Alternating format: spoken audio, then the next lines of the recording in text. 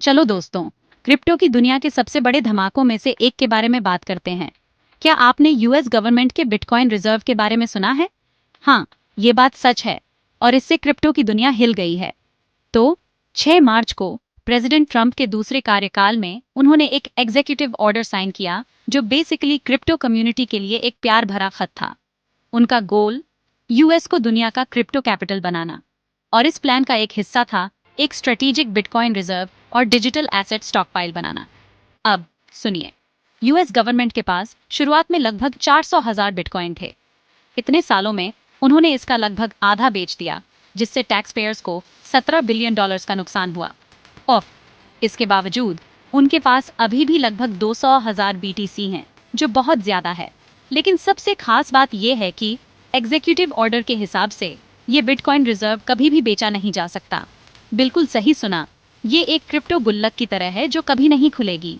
इसकी बजाय secretaries of treasury and commerce को बिना बजट बिगाड़े इस रिजर्व को बढ़ाने के तरीके ढूंढने की छूट दी गई है, गवर्नमेंट के पास पहले से मौजूद दूसरे डिजिटल एसेट्स का यूज करके। तो फिर इस डिजिटल एसेट स्टॉकपाइल का क्या चक्कर है?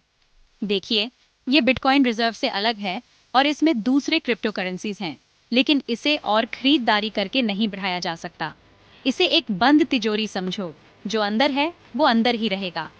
अप्रैल 2025 तक आर्कम इंटेलिजेंस की रिपोर्ट के अनुसार यूएस के पास लगभग $18 बिलियन के वेरियस क्रिप्टो करेंसीज हैं, जिसमें $122 मिलियन का इथेरियम भी शामिल है। काफी इंप्रेसिव है ना? अब मार्केट रिएक्शंस की बात करते हैं। बिटकॉइन की प्राइस में कुछ बड़े उतार चढ़ाव देखे गए हैं, लेकिन हाल ही में 9 अप्रैल के लोवेस्ट पॉइंट से 36% की बराचत हुई है और ज्यादातर अप्रैल में इसकी ट्रेडिंग 77,000 और $87,000 के बीच रही और ये $95,000 के ऊपर भी गया। ये तो कमाल की बात है। और कुछ स्टॉक्स और ईटीएफ्स के मिक्स्ड रिस्पॉन्सेज रहे। इंडस्ट्री एक्सपर्ट्स जनरली पॉजिटिव हैं।